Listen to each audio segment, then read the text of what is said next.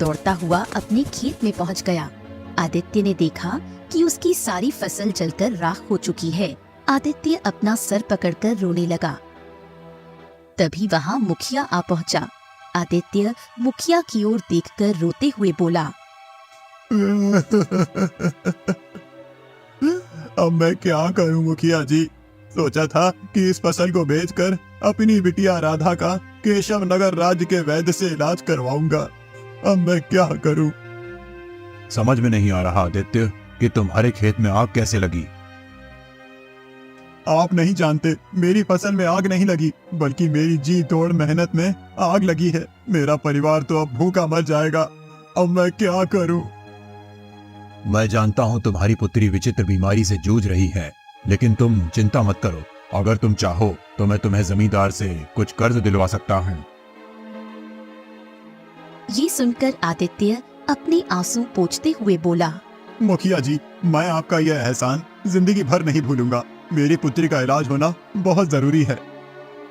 तो फिर चलो मेरे साथ।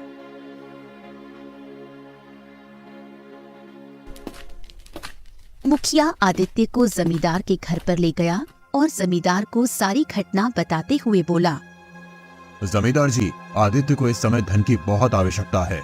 उसकी फसल जलकर राख हो गई है। उसके घर में खाने को खाना नहीं है। ऊपर से उसकी पुत्री एक विचित्र बीमारी से जूझ रही है। इस बेचारे के ऊपर तो एक साथ आफतों के पहाड़ टूट पड़े हैं। ठीक है, मैं इसे धन देने के लिए तैयार हूँ, लेकिन कुछ महीनों बाद मेरी पुत्री मोहिनी का विवाह होने वाला है। इसे सारी रकम ब्याज सहित वापस लौटानी होगी। मैं तैयार हूँ जमींदार जी। आप मुझे कर्ज के रूप में जितना भी धन दे देंगे, मैं उससे दोबारा खेती करने के लिए बीज खरीदूंगा और अपनी पुत्री का इलाज भी करवाऊंगा।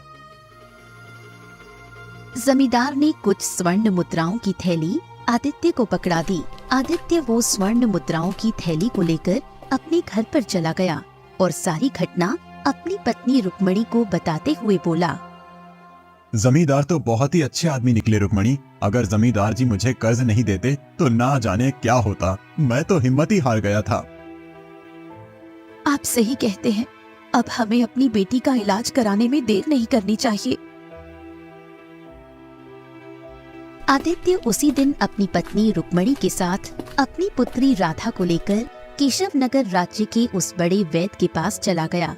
वो बूढ़ा वैद्य राधा की जांच पड़ताल करने के बाद बड़ी ही गंभीर अवस्था में आदित्य की ओर देखकर बोला, मुझे क्षमा करें आदित्य, तुम्हारी पुत्री का इलाज असंभव है।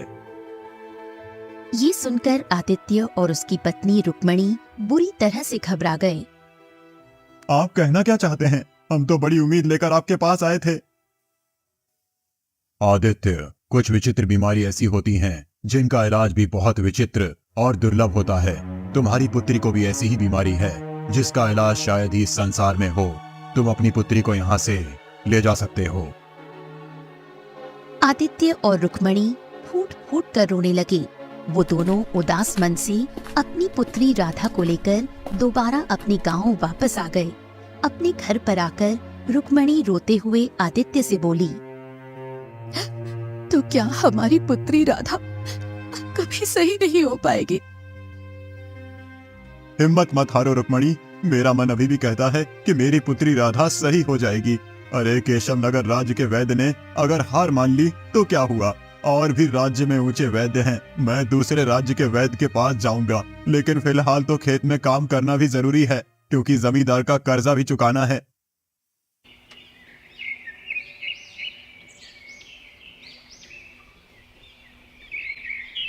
अगले दिन आदित्य कुछ बीज खरीदकर अपने खेत में बोने गया ही था कि तभी वहाँ पर जमींदार अपने साथी बलिया के साथ आ पहुँचा और आदित्य की ओर देखकर बोला, मुझे मेरा कर्ज सूद सहित वापस चाहिए। जमींदार की बात सुनकर आदित्य बुरी तरह से चौंक पड़ा। ये आप क्या कह रहे हैं जमींदार जी? अभी परसों ही तो मैंने आपसे कर्ज लिया था। इतनी जल्दी मैं आपका कर्ज सूद सहित कैसे वापस कर सकता हूँ? आदित्य की बात सुनकर जमींदार के बगल में खड़ा हुआ बलिया जोर जोर से हंसता हुआ आदित्य से बोला, तुम मूर्ख हो आदित्य। तुमने ये भी सोचने की कोशिश नहीं की कि तुम्हारे खेतों में आग कैसे लगी। मैं तुम्हारी बात का मतलब नहीं समझा।